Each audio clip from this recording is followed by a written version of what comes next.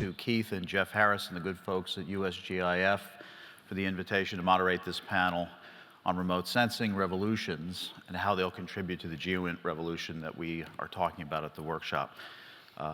Today we have an exceptional panel, a nicely balanced panel to talk about this topic.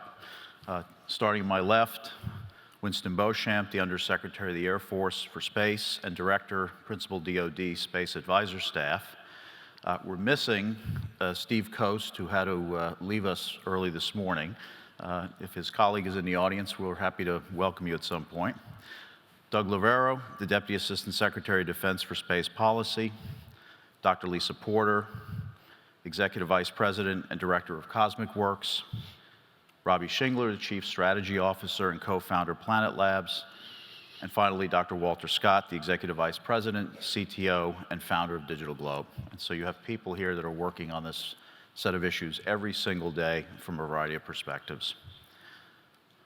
By way of introduction, I would ask the question, how will remote sensing fuel the GEOINT revolution that we are talking about during the conference? The interesting thing about this topic, and Tish was kind enough to focus on my many years of looking at it, is that there are so many dimensions that we can talk about. Technical issues, market issues, policy issues, and by the way, there's a real appetite on this panel for the policy and regulatory part of the discussion, which I purposely put to the end, okay, but may advance up quickly, and also security issues. And so we'll try to talk about that as we pass through the day, but we also need to focus on how the remote sensing revolution enables GEOINT, not just today, but with a continuing emphasis on sustaining competitive advantage. That's been a continuous theme of the workshop. For me, one of the interesting reasons that remote sensing is an interesting case study is that it is a modern example of commercialization of a capability historically dominated by government. And you're hearing the tension in the room about that topic because of the important public and commercial equities that are at stake. The lessons in remote sensing, good and bad over what I'll call the modern history, the last 20 years, should help us understand how other emergent commercial space functions like weather and SSA data might also be brought into the national security enterprise, including GEOINT. As with all revolutions, there are many different roles to be played. The obvious ones that we've been talking about here, of course, are the roles of government, NGA and beyond, and a wide slate of commercial partners representing different segments of the GEOINT revolution. While discussions at the conference have largely reflected the complementarity of government and commercial interests, we have heard some tense points where there's a perception of competition. Okay? We have to work through that, and I hope we'll do that on the panel. Government, in my view, should continue to spend scarce dollars in stretching our imagination by pursuing cutting-edge developments in science, safety, and security, while the wealth of emerging business models can provide new insights into the value chain for commercial satellite imagery and the new applications associated with it. And there are many examples down in the exhibit hall, et cetera. We know that speed is important in this area. We know that developments are accelerating. One of my favorite examples is that there's a National Academy of Sciences study from 2010 called Future Research Directions for NGA, that posited about a dozen research areas that would mature in the 2025 timeframe. By casual count today in 2016, well over 80% of those are already achieved or heavily invested within the GEOINT community, again, as reflected here at the conference. As we start the panel this morning with an emphasis on revolution, and maybe it's an intersecting set of revolutions, we should not take their continuation as a foregone conclusion. What I really want the panel to focus on is, what are the drivers and impediments of the remote sensing revolution that we can talk about today? When we wrote commercial observation satellites 15 years ago, we envisioned a world where many, many, many people would have access to satellite imagery data and other kinds of data that had been uniquely intelligence data in the past. That creates an inherent competition or perceived competition for those seeking decision advantage, and one which, to another theme of the conference, requires sustained innovation. So the way I want to run the panel is we've had a chance to talk on the telephone informally about different themes that the panelists have said they'd like to tee up. So I've categorized those into a series of questions. I'd like to go through. I'll probably ask 2 or 3 people to start the conversation, but by no means will that be an exclusive, okay?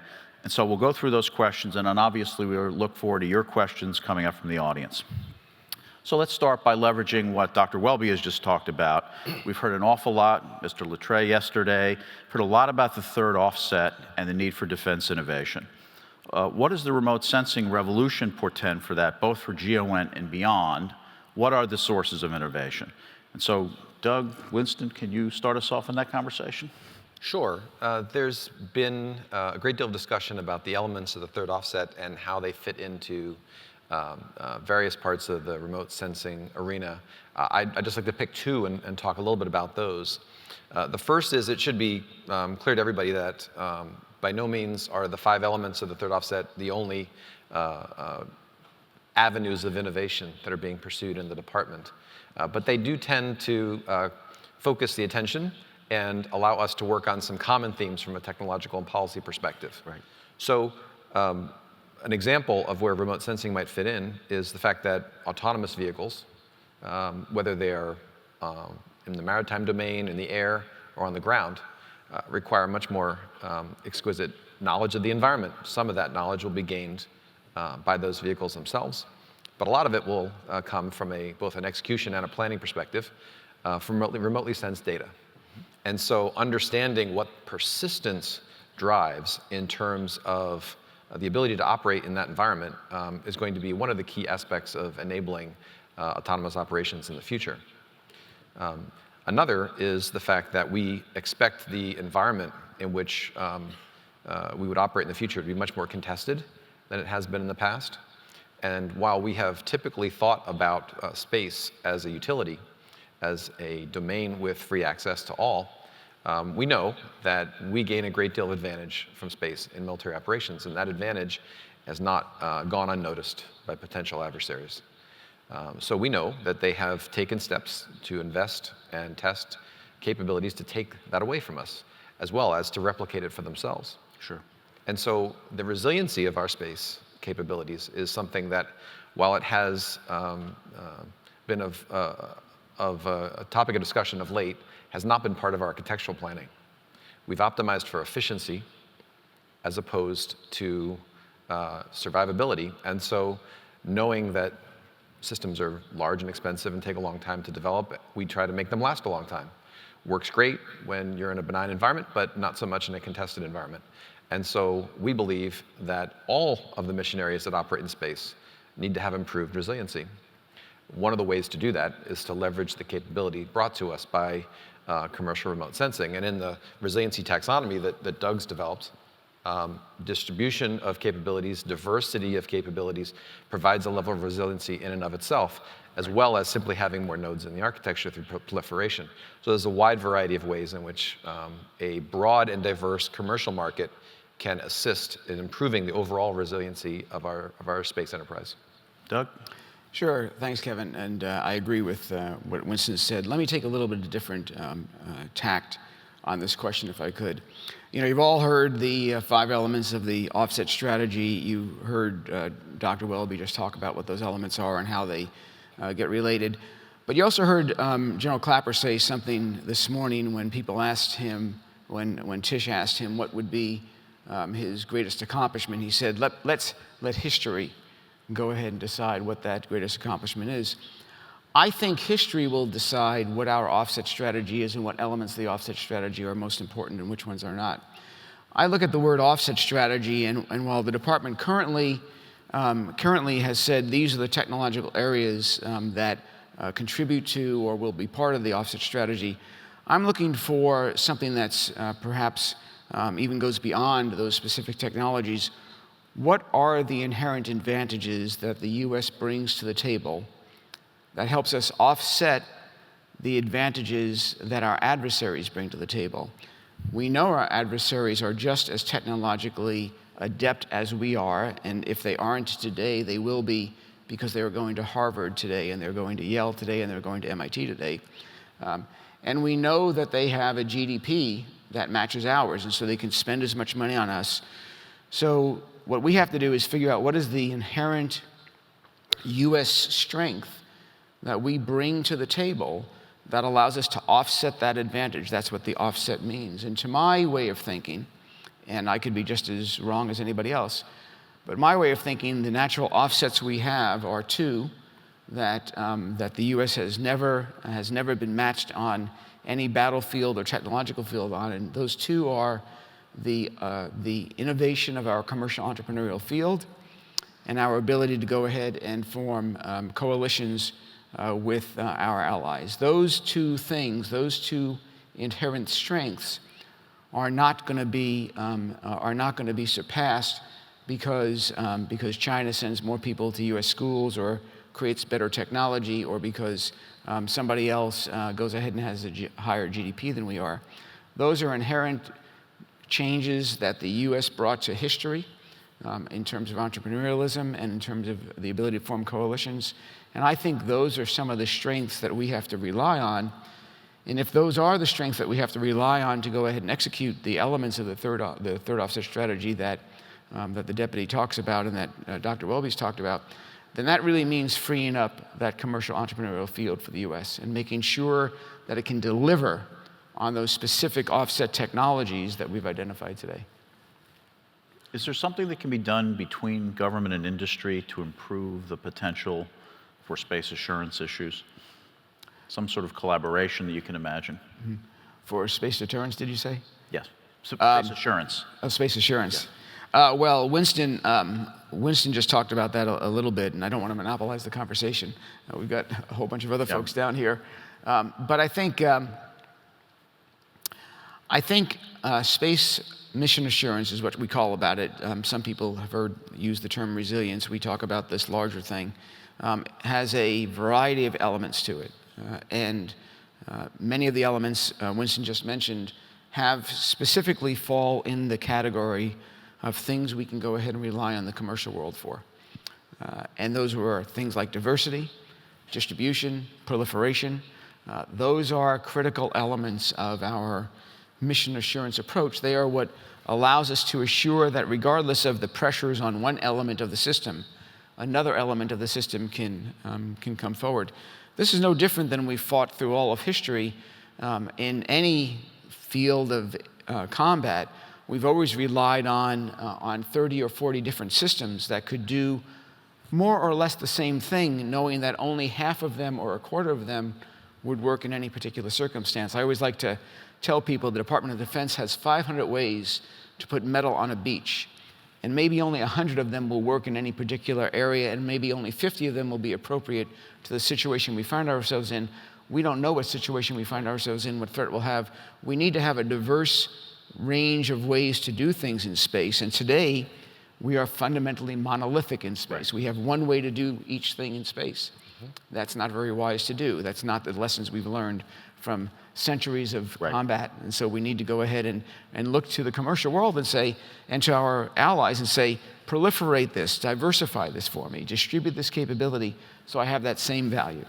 So is there a launch component to this story we could talk about briefly? Launch. Robbie? I'd be happy to share some thoughts on launch. And launch is perhaps the single most barrier to innovation within the aerospace community. And remote sensing clearly is what's bringing us all here today, but the backdrop of that is what's happening in the 21st century for aerospace and the new actors and new players that are coming on board. And largely we're seeing the proliferation of data is really due to the sensor revolution that's happening. And we see that in our connected cars and with drones and in our pockets with cell phones. But people are putting that into space. That's something that at Planet Labs we've been embracing a bit and experimenting on over the 5 years of our history. But there are dozens other companies, and there are even more other companies and organizations outside the United States that are also doing very similar things. So that's the sensor up in space, which is half of the equation. The other half is actually getting access to space. And that part of the equation is still extremely far away from having true market forces.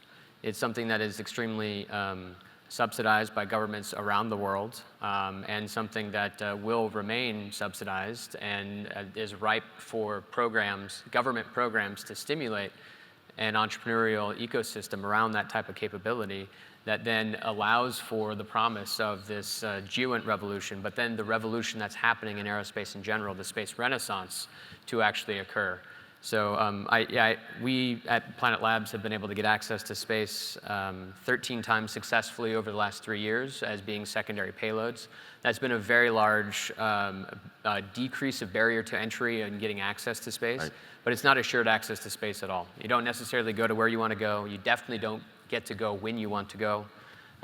In our organization, we've had one launch that is over 3 years delayed. We've been ready to be in a sun-synchronous orbit for well over a year and a half now, but we're waiting to get access to those orbital slots. So launch remains the single most strategic barrier to innovation in the aerospace community. Okay, thank you. Let's switch gears and talk about markets.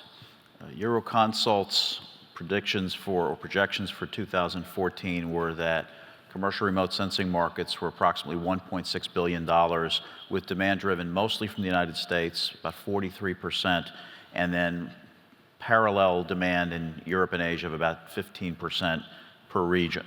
Okay.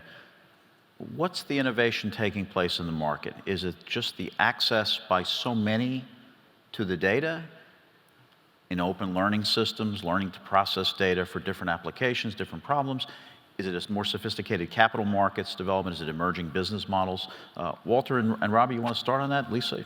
Yes, I think there are four trends that we're really just beginning to see.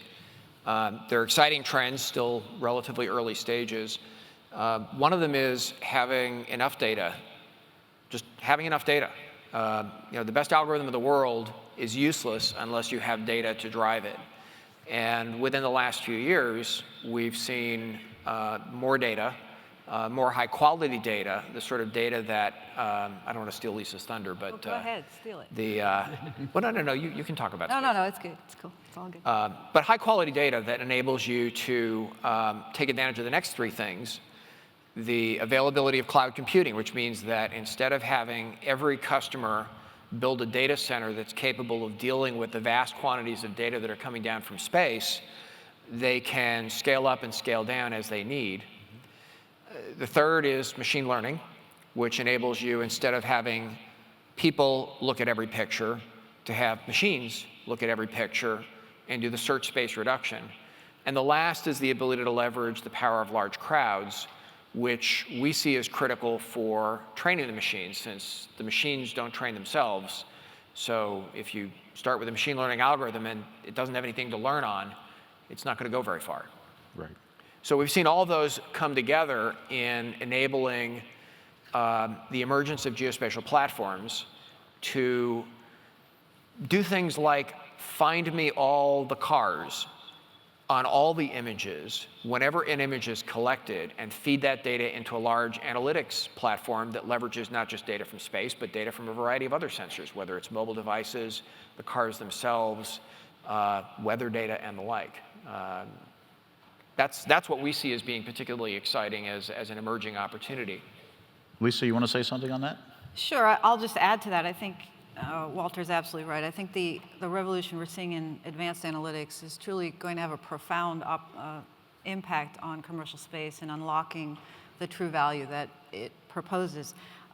What I find fascinating, to build on Walter's point about machine learning, is when we talk about the value proposition of commercial space, we typically talk about trade between spatial resolution, temporal resolution. So I can build things a lot less expensively, so I can get a lot more stuff up there, in theory, if we can solve the launch problem.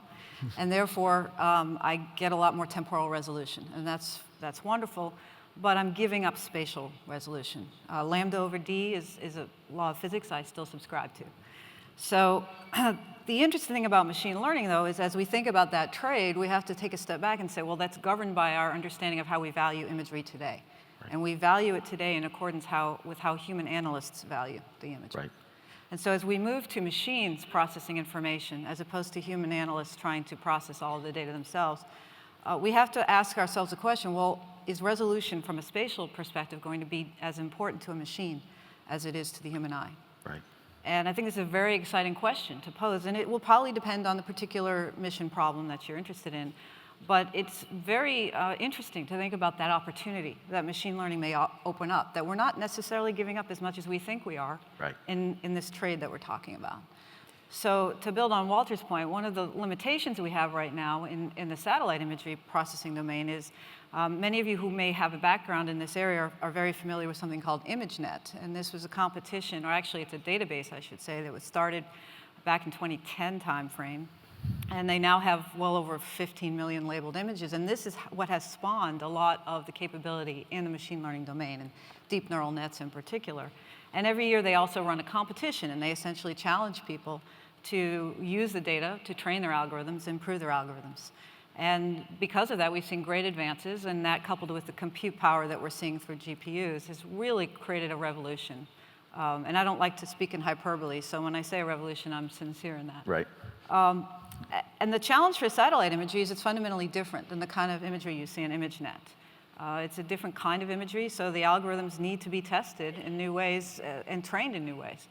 And DigitalGlobe and CosmiQ are actually working together to, within a few weeks, release a large corpus of satellite imagery that will be labeled so that we can actually try to spur the innovation around satellite imagery and really create machine learning capabilities in this domain space. And so stay tuned for that, because that has been the barrier to entry for some of this genius that you're seeing going on in the competitions that people reference, like the Go competition everybody is very familiar with. Seeing that kind of capability being brought to bear in our world is going to be really exciting. So just maybe one thing. Oh, go ahead, Robbie. Go ahead, Robbie. Sure. On the markets, we all see the promise of what's going to happen with information feeds, with people subscribing to understanding wheat prediction in the Midwest and putting that into a Bloomberg terminal. And I think that we all agree that the technologies of computer vision and machine learning and the commoditization of storage and compute are going to make those information feeds possible. However, today in remote sensing, that is not a business model that you could actually hang your hat on, especially if you own the satellites like we do, which requires a tremendous amount of infrastructure and capital expenditures, et cetera. And so while we need to, as a community, think through what those financial models are for derived information feeds that people can subscribe to, that's why we see things like the ImageNet activity. Right. At Planet Labs, we opened up all of our California imagery to allow for developers and academic organizations and innovators to get access to it, to train new algorithms, to see what it is that they could actually see from this, then understand what the commercial market wants to pay for such derived information. So this is I guess the challenge of this moment, and this moment is going to be a few years long, on being primarily an information source and a pixel platform that allows for customers to license access to that information, getting toward more platform economics and cultivating a developer ecosystem on top of platforms wherever they may be and on top of corpuses of data, however they are federated, that allows for people to come up with really new and novel, unique business models. And so I think today, for people that are entering into the market with new sensors in space and existing sensors in space, the primary business model of that remains pixels. That may not be what exactly everyone wants to hear, but this is the reality. And with the progress of where things are going and the promise and potential of what you can get out of derived information feeds that will drastically change the scape of this industry. It will move from $1 to $2 to $3 to billion a year into information feeds that power business intelligence tools that feed into governments, that feed into decision making, and then it will actually morph the size of the market that is today. It will grow tremendously. So I think it's interesting by historical comparison that in a few short years here at GEOINT, we've gone from worrying about the data overload problem to the question of whether or not we have enough data and it's of sufficient quality to do the kinds of things that you all are talking about. And in a community that there's clearly a balance between collection and analysis that is shifting across the intelligence spectrum It's a very interesting observation, and GEOINT clearly is a cutting-edge discipline in which this is actually happening. Kevin, just maybe one thing to bookend on this conversation. The spatial temporal thing is not an either or, but rather how do you combine the two in the most efficient way to be able to make decisions with confidence? And part of the reason why we were excited about putting imagery out for SpaceNet is to enable, instead of from a monoculture perspective saying, you know, what can you do with this one data set? Right. Be able to look at the interplay between spatial for high confidence Right. and temporal for high frequency. Right. Absolutely. Absolutely. Let's see, let's keep moving. So Parag Kahana, my former graduate student, how many people in this audience can actually say that? By the way, there's no correlation of that fact to his many successes as reflected in the talk yesterday, but a shout out to those who are going through advanced education. As Jeff told us yesterday, education is a lifelong learning activity, and you've got to stay with it. So Parag talked yesterday about this issue of functional and human geography and the increase in connectivity. What do we see as the remote sensing potential to support that, or the implications of that? Anyone that might have heard Parag's talk? I'll take a first stab, which is in order to be able to do some of those analytics, they're not about looking at a place and studying everything about a place. They're about looking at all the places.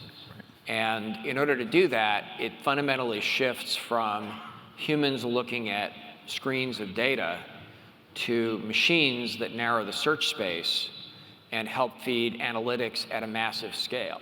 And fortunately, we finally have the tools to enable us to go tackle that kind of a challenge. So that's a great example of where it's not a show me there problem, but a show me where problem, Right. show me where I need to be paying attention. And that fundamentally needs all the data. Again, it sounds like we're in a shift from, for many problems, not all problems, a shift from surveillance and reconnaissance to discovery. That requires a whole new set of tools. It requires a whole new set of analytic capabilities in the human being that we're starting to see, again, represented here and elsewhere. Okay, let's see. I want to get to a slightly harder question. You know, one of the questions that comes to mind as I listen to the speakers is the question of how government makes decisions about innovation, far out innovations for the future. You know, I talked about this complementarity at the offset, but the emergence of diverse business models and venture capital in the market creates different opportunities to invest in those far-reaching capabilities. So one of the issues is this ability to assess risk. So there's a fairly controversial interview in Trajectory magazine a few weeks ago in which an NRO official, who was speaking personally, not on behalf of the NRO, said that we should, quote, not chase the shiny penny and make sure we do due diligence on commercial capabilities. So here's my question. How does the government properly assess risk, knowing that it doesn't have all the skills to do that for commercial business models, yet need to understand risk because it's investing taxpayer dollars? And I asked Lisa if she'd start us off on that conversation, and then I'll throw it up to the rest of you. So, the government does have some challenges with this, obviously, and it's also sometimes very good at it. If you look at things like DARPA and IARPA and places like that, where they're actually given the flexibility to take risk and invest in things that may not work, and there's no harm in that. So I think part of the challenge for government is that oftentimes they feel that if they make a mistake, there's a significant repercussion associated with that.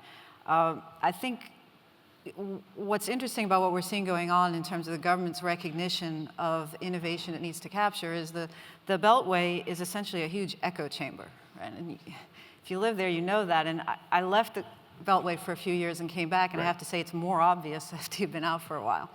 So I think most people in the government are aware of that, and they realize that there's a lot of innovation that they need to get access to, and that's why I think you're seeing folks like Director Cardillo talk about how do I get access to that innovation. And symbolically, obviously, the Silicon Valley area is one good example of that. Absolutely. But it's not just about risk around access to that capability and knowing what to invest in and what could be interesting to solve your mission problems. I think just as hard, or perhaps harder, is understanding once you identify those opportunities, how do you truly transition them back into your mission space? Right. There are existing architectures that aren't going to go away just because you've identified new ways of solving problems. Absolutely. And when you talk about risk and you talk about disruption, the difference between the government and the private sector, of course, is big companies also have this problem. You know, if they get really big, they worry about the disruptors, right? They spend a lot of time trying to make sure they don't get caught by disruptive technologies that displace their own businesses. The ones that don't do that well, they go away. The market takes care of that. The government doesn't have a similar correcting mechanism. Right. So the government needs to think about, how do I incentivize my existing status quo? And that's not just my contractor base, that's also my workforce. How do I incentivize them to want to embrace disruption so that when I identify those opportunities in the Valley and elsewhere, I have a way to seriously bring it back? Otherwise, you're only solving part of the problem. Right. Anyone else on that, Winston? Well, I would say that, to add on to those remarks, that the corporate world does a very good job of assessing its own risk and self-correcting. The government does a pretty good job in certain areas where they're allowed to do so. Where we really fall down, both of us, is the government trying to assess corporate risk when they go to contract for things like services. And I think industry often has challenges trying to assess the risk on the government side based upon the fact that the business models are so different, as you described. The cycle upon which decisions are made is much longer, and it doesn't have the same direct feedback mechanism, which leads to many decisions that seem illogical to industry, but which make perfect sense to us on the government side. No, I think they were just illogical. Exactly. But the one quadrant that I wanted to focus on was the one that you pointed out, which is how does the government assess risk on the industry side? Right. And so I would look at a couple of case studies. First, when we were building the business case through the commercial imagery strategy, I don't think we did a very good job of understanding what drivers we were imposing on the market based on our actions. And while we made investments and grew a market and grew companies that were capable of delivering services, the volatility in that market wasn't something that we predicted ahead of time. Right. And so you saw a lot of changes in the marketplace based upon effects that the government was delivering that we didn't understand. Unintentionally. That's right. The end result was consolidation in the market that drove concentration of effort, in some cases in order to provide market share, but also potentially losing some of the diversity in that market space. And so I think the government needs to take care when we build our business plans to ensure that we involve industry in those discussions. So the analogy today, we're doing a similar thing that we did with remote sensing on the commercial SATCOM side. And so one of the things that we're trying to do now in the department is engage with industry, which granted is extant and has been around for a long time and frankly doesn't need the government, right? It's able to take care of itself. Engage them early to make sure not just that we get the right answers from them, but we ask the right questions. Absolutely. Focusing on Kevin, I'd like to maybe add a couple of things onto what both Lisa and Winston have said. And you know, there's several different ways to look at this question. Let me go back to the quote that you used. How do we make, let's not go ahead and focus on chasing the shiny penny. Right. And let me contrast that with a show I know we've all seen called Shark Tank, where they chase a whole bunch of shiny pennies. And by chasing a whole bunch of diversified shiny pennies, some of them actually become shiny silver dollars. Right. And that's not a bad way to go ahead and do business.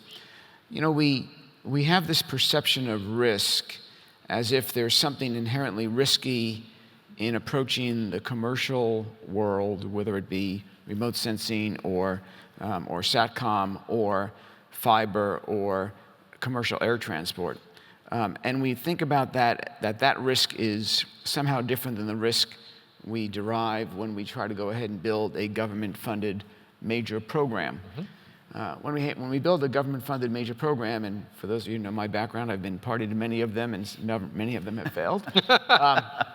Stand quite proudly with that. There's never a risk-free decision.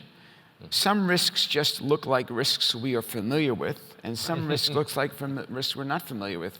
And I think the key is the government needs to become more familiar with the risks on the commercial side. Right. Okay, we need to become comfortable with that.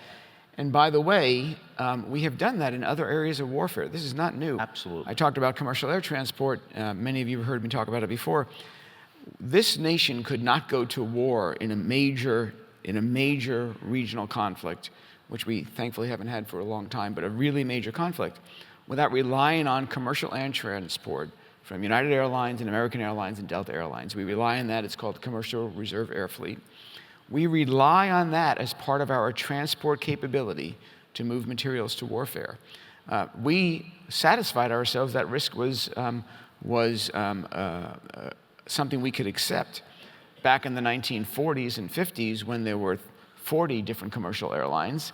And today we have satisfied ourselves we can do it when there's only 3 or 4 major airlines. I don't mean to demean JetBlue because they fly here to Florida. But there's, we only have these agreements with certain airlines. So the risk calculus has changed, but we are comfortable now with that model, even though the risk calculus has changed significantly.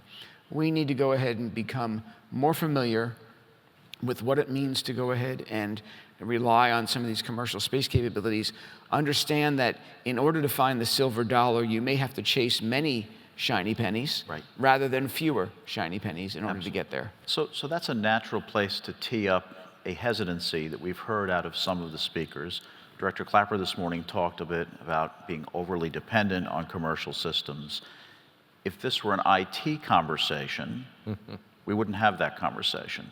Companies pursue profit in those areas as much as they do in this one. You mean the government doesn't have its own integrated circuit foundries and computer manufacturing complex?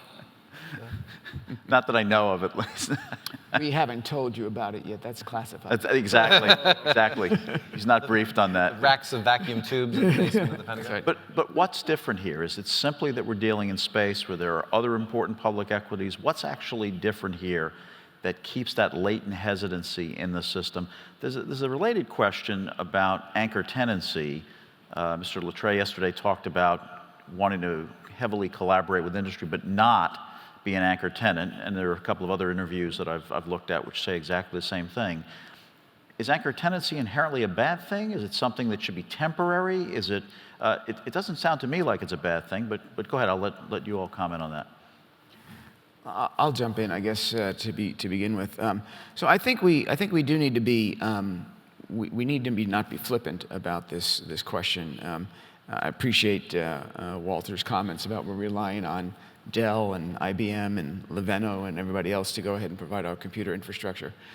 But there is a difference in relying on established, highly profitable commercial enterprises for things the government can assess, yes, there is a high likelihood that those will be there, from yet perhaps less proven, I don't want to say unproven, less proven commercial things. And we reach this tipping point in different industries at different times. You heard Winston just say a second ago, the satellite communications community doesn't really need the government to be healthy. They don't. They're perfectly healthy. But we are their single largest customer. For those of you who don't recognize that, we are the single largest customer for the commercial satellite industry. But we can rely on them as and believe that they're going to be there in the future because we know that they have a fairly long, starting in the 1960s, history of profitability that tells us, going back to that risk calculus, they're going to be there. I think we're at this tipping point now in many space businesses. Remote sensing is one of them, and people are wondering, should I go ahead and go to the reliance side, or should I stay back and rely on the government side? Right?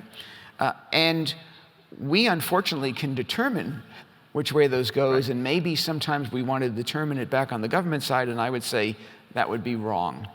We should try our darndest to make sure it gets to the other side, so that it becomes, and we can't help get it there by not embracing it.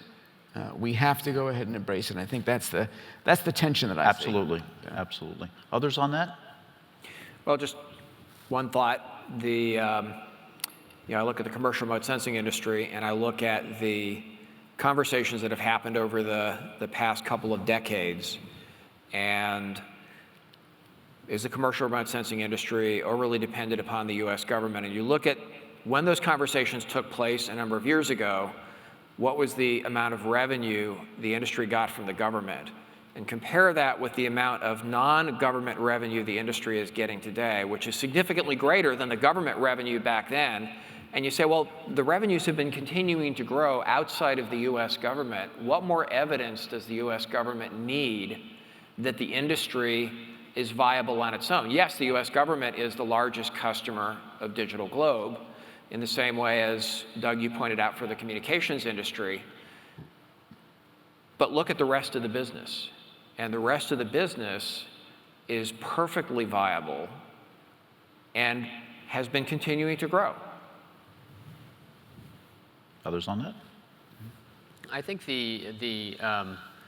over the last couple of decades, for a variety of strategic reasons, the U.S. government decided that I say we because I used to work at NASA for a while, but the U.S. government decided that there could be an emergence of commercial geospatial industry, and that has been created due to a lot of the people actually on this panel in order to make that possible.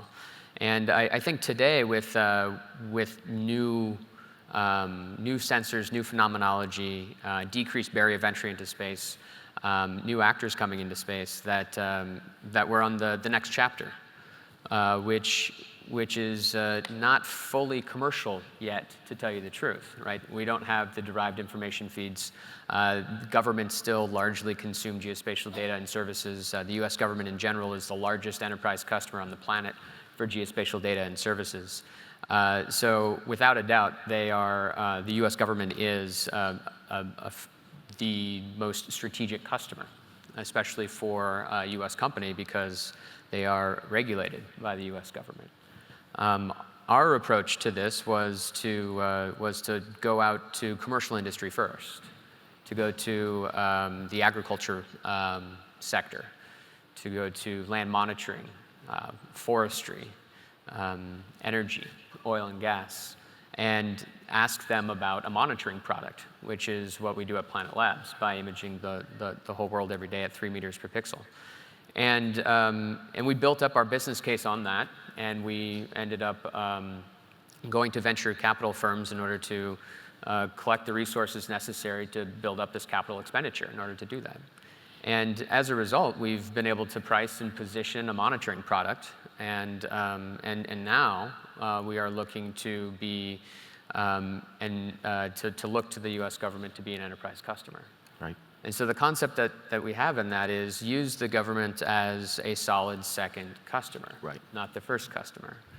They may very well end up being the largest single customer, but we have a goal in our organization to not have one customer be too dominant, so that we can continue to follow the trends in the market, continue to invest into, to innovate in the products and services for our customers, and to evolve it where we actually aren't a contractor, but we're actually selling and licensing a commercial service.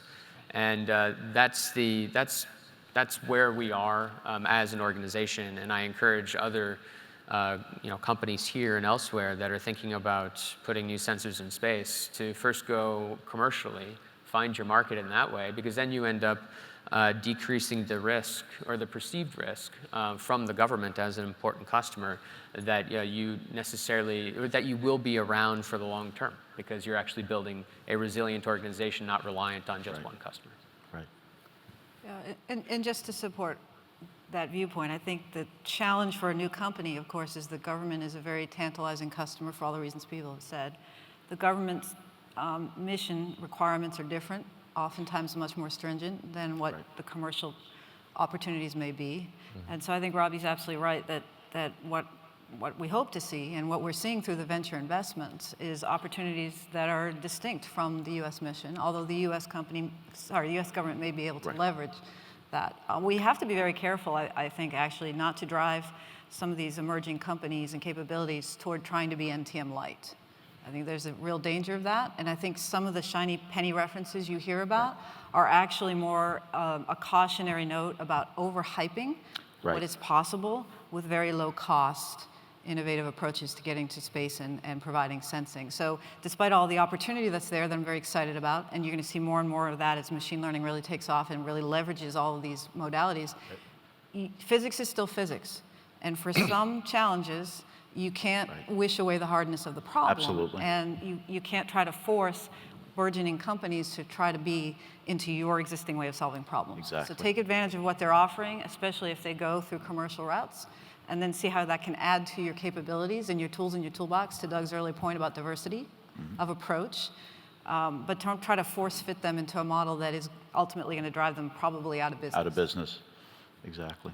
Okay, why don't we turn to our discussion about policy and regulatory issues, because it got a lot of attention in the green room. They almost pushed the whole group out here en masse to start the conversation early, and it's a favorite topic of everybody on the panel. As I like to remind people, this is an exotic issue for many people in the room, but policy and regulatory issues are critical here to sustaining this industry, to encouraging the industry, to encourage investment. As a historical data point, there's been bipartisan support for remote sensing commercialization in this country since the 1970s. Okay, it has been constant. And that support encourages US leadership in this area. Not harmonization, not cooperation, leadership, of which those other pieces can be a part. Well-crafted policy and regulatory regimes encourage investment, responsible government-industry relationships, and global leadership, shaping the strategic environment, and that's been touched upon here. However, as with many fast-changing technologies, the pace of technological change quickly outstrips the policy and regulatory environment. And so by one date stamp, the policy and regulatory regimes that govern commercial remote sensing are at least a dozen years old, although somebody quietly said maybe they're 40 years old at this point. We'll leave that piece aside. NSPD 27 from 2003 and the NOAA regulations that govern licensing and enforcement, are at least a decade old at this point. And so I'd like to hear from the panel, how do we think about this? What do we need to do about it? Policy and regulation are by design deliberate processes. They cannot be done in a 30-day cycle. How do we think about this? And why don't we just go straight down the road, if I might. Winston? Sure. So they are indeed deliberative for a reason. Absolutely. That doesn't mean that when there is compelling evidence that we are out of date in such a way that we are not going to comply with the overarching guidance, that we can't do things more quickly than we have been. Doug and I worked together with the most recent policy change on resolution in order to get, at the time, the IC and the DoD on board with the change down to quarter meter. And that was not without peril. In the sense... Is that what you call it? Peril? Peril. It's perilous. In the sense that there are many well-meaning folks who see the balance between the risk, the national security risk associated with doing so as dominating the discussion.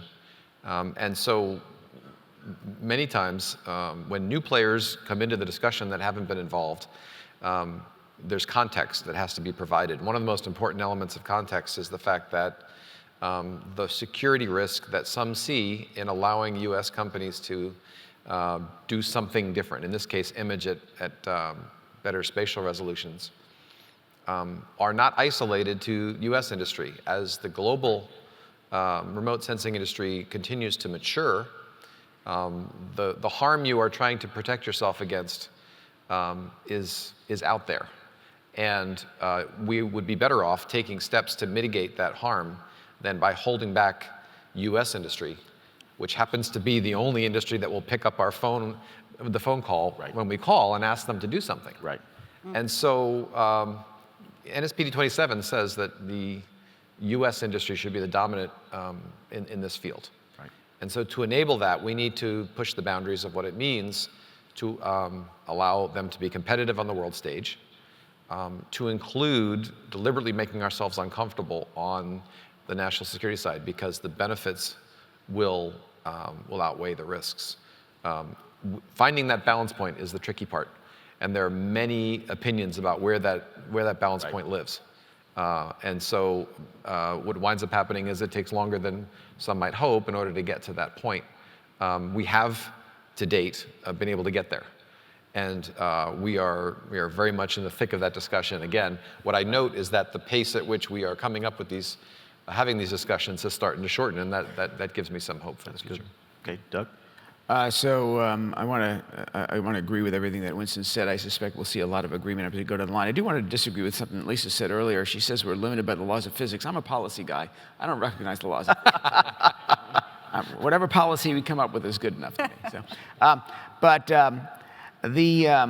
I think this is there's the history of remote sensing for the United States. The regulations and the laws and the policies that have existed in the past tried to strike a balance between incentivizing and allowing the commercial industry to lead around the world and the national security risks associated with that leadership. But there was a presumption that the national security impact of commercial remote sensing was a risk. That word risk was absolutely captured in all of the writings that led to all of the laws and all the policies we have today. And instead of saying, how do we lead so we can capture the national security benefits of commercial remote sensing? Absolutely. So we have a presumption of guilt. We have a presumption that commercial remote sensing is a harmful thing by which we will try to go ahead and find our way clear to allow it in order to go ahead and incentivize commercial business, as opposed to going ahead and saying commercial remote sensing is a benefit, a fundamental strength that we want to go ahead and have leadership in, not just for the commercial business, not just for our GDP, but because it's a national strength we can rely on, and therefore we must find ways to incentivize it and to allow it. And that breaks open the history of remote sensing policy and thinking into a whole new world, Right. which we have not yet as individuals all been able to go ahead and look at and say that is a change in how I should think about this. So our policies still represent the view of this as a risk as opposed to our benefit. And we, again, are at that cusp point where I think most senior leadership in the government is now at the point where we're saying it is a benefit. How do we now amend policies to reflect the benefit that we accrue from it? Because as Winston already said, this technology is out there. We are not going to go ahead and prevent folks from imaging because we deny those licenses to commercial companies. At best, we will deny it to everybody. At worst, only non-US companies will have it. And so we've got to go ahead and change that whole thinking. Mm-hmm. Absolutely. Lisa? Yes, and I think to build on your point, when we talk about national security risk, I think we have to ask ourselves, what is the national security risk? If we prevent the industry from thriving here, it's not just going to go away, it's going to go offshore. So what is the national security risk of our capabilities moving offshore? And that will happen. And it is a different environment from 20, 30 years ago where perhaps burgeoning companies didn't have those options. But many countries are well aware of the challenges here, and they're very willing to be more progressive. And we have to be paying attention to that. So when people in the government are making these decisions around national security, they need to ask themselves, what is the risk of my not approving this? Yeah, so you benefit from blocking the tactical risk, but you have a strategic loss in the You process. have a strategic loss when you drive your industry out of the country and all the Absolutely. technology and the know-how and the innovation and all of that goes with it. Absolutely. Robbie? Well, building off that, it seems like there's a false dichotomy between national security and economic prosperity for American industry, and perhaps that's one of the subtext themes that's going through the third offset, right? Which is a bit of a change in perspective around how to then get to that next hill, and that's hard because it's a change of behavior, right? The U.S. government is extremely used to being absolutely the leader of technological innovation in aerospace, and that still is the case today. However, there are textbook disruptive innovators that are out there and new capabilities that are on a different trajectory, and to operate on a policy level or with senior leadership that actually see that, needing to then modify a bit of policy in order to encourage that, which is then when the posture of a burgeoning commercial aerospace community becomes part of some of the arrows in the quiver for the U.S. government in order to get to a new domain, a new mode of thinking about 21st century space leadership. Lastly, on the regulatory side, I think that that's actually really, so policy side, I think that we have a bit of the brain trust to make great inroads on that. And a lot of the framework are already in place in order to create programs to stimulate these things, so forth. And on the regulatory side, I think that Walter will talk about this in more detail, but as a relative newcomer into being, applying for commercial remote sensing system, I think that I really want a regulatory environment inside the government to become sexy, for lack of a better word. It doesn't necessarily seem like that. It seems more compliance. But it could be, the people inside government that have the insight and the foresight for creating new markets, and to actually embrace that role within society in order to encourage that to actually happen, and then have that reflect into the policies and the programs, right? Rather than kind of stopping innovation from occurring. So, being actually on now the hat that I wear is a commercial hat, I argue for stronger regulatory environment. And what I mean by that is not the traditional compliance, but actually having the insight and the foresight for setting the right type of precedents. Because it absolutely is true today, capital is global, personnel is global, it will go elsewhere. And that's, again, part of the shift that's happening in this decade with, through the lens of remote sensing, but it's broader. It's through the lens of what's happening with respect to aerospace, which has always been a strategic pillar of U.S. government to role in the world. Two comments just to quickly react to that. One is this notion of your being able to anticipate developments in the market that will need to be regulated. That can't be as difficult as we sometimes make it be, and there are ways to template or make normal things that have already been approved under other circumstances. Second point is you were the first person in human history to use the words regulatory and sexy in the same sentence. Okay, so congratulations. Walter? So I've been at this for a quarter of a century, back to 1992. And if you remember back in 1992, people thought the internet was a fad. There were no smartphones. Satellite technology was certainly a lot more onshore than it was offshore. And you roll the clock forward to the present, and the industry has had a great record of being very forward-leaning on the national security front, and has contributed to social good. And I just want to use one example of a recent example of social good. Some of you may have tracked the Pulitzer Prize. The Pulitzer Prize for social good was awarded to the Associated Press. And could we cue up the first slide, please? So it was an investigation that was in slave fishing in Southeast Asia. And through the use of DigitalGlobe imagery that was only available because we were able to make quarter-meter imagery available, 30-centimeter, the Associated Press, working with the Indonesian authorities, was able to provide the smoking gun, the image that you see on the right, that linked slave fishing boats to that refrigerated cargo ship in the middle that enabled the Indonesian authorities to roll up a slave fishing ring, resulting in the freeing of 2,000 slaves, and if you cue up the next slide, wow, and reuniting them with their families. And now, if we're not in the GEOINT business for doing stuff like this, why are we here? So that's the good news part. The bad news part is getting to here started back in 1999. I don't know if you know, but DigitalGlobe in 1999 asked for approval for quarter meter. We got 50 centimeter and a limit of 24 hours before we could release the imagery that got eventually relaxed after several more years.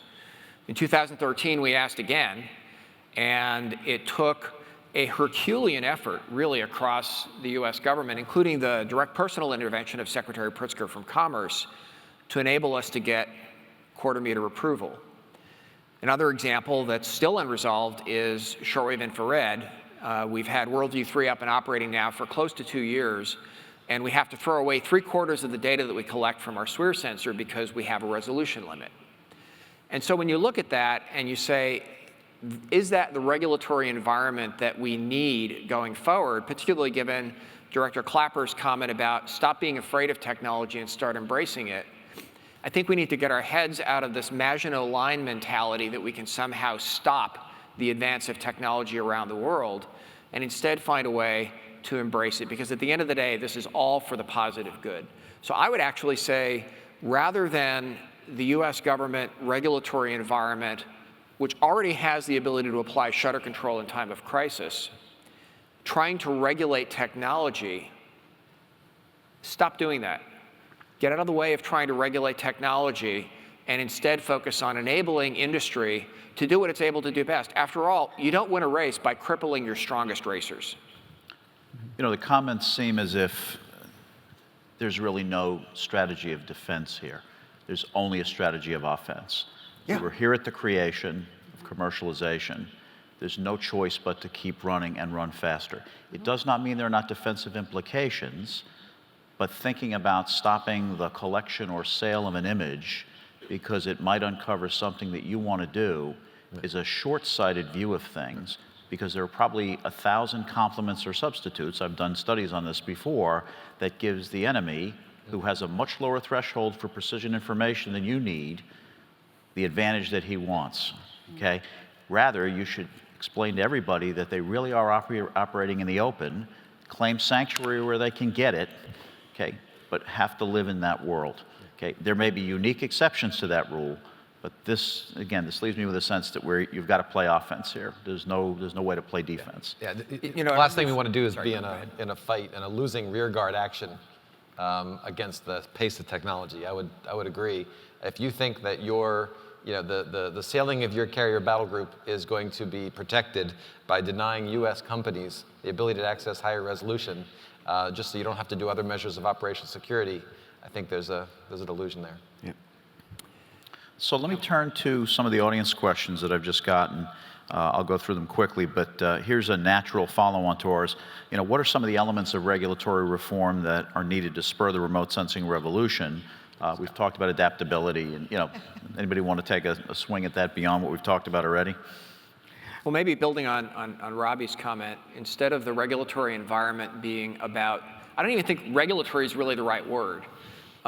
What's the best way for the US government to leverage the commercial remote sensing revolution? And I would say that is awareness of what is coming down the road so that it can act in a way that anticipates the availability of the capability, leverage it, Right. and be aware of what an adversary might potentially be able to use. Absolutely. Rather than trying to build a fence across the middle of a road and ignore the entire rest of the perimeter, thinking nobody's going to walk around the fence or the gate.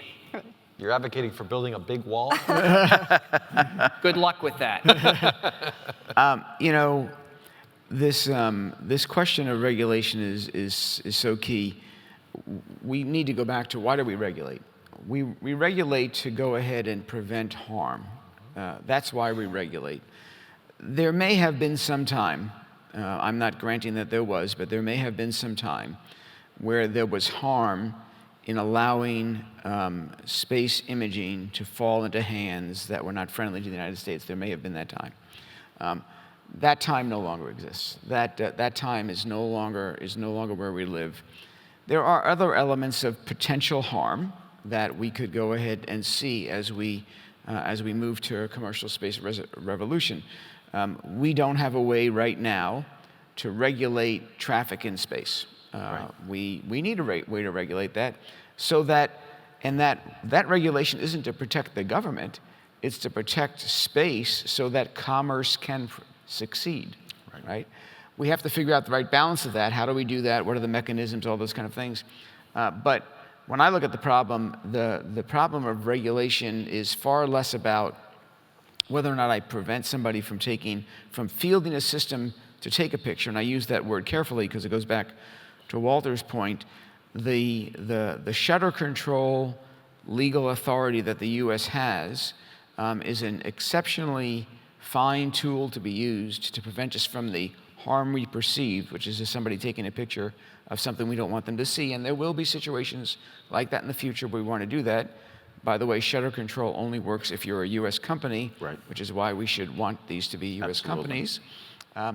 But the larger, there's other elements of potential harm that we need to understand and understand what the right regulatory environment is for them. And today, I think our current policies do not reflect those different elements of harm that are not just national security harm, they're national economic harm, they're environmental harm, they're all the other kind of things. So that's what we have to go ahead and do, is shift from where we were, which was the harm of imagery, to the harms that we will see as space becomes a more open and crowded and congested situation, and then how do we go ahead and regulate that so that we can all succeed there rather than inhibit it there. Right.